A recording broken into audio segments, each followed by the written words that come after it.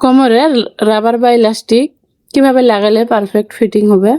তো আমি যেভাবে করি সেটাই আপনাদের সাথে শেয়ার করছি। ধরুন কোমরে মাপ 40 ইঞ্চি, প্রথমে আর হাফ নিব 20 ইঞ্চি, এর সাথে 4 ইঞ্চি লুজ নিয়ে রাবার কেটে সেলাই করে নিব।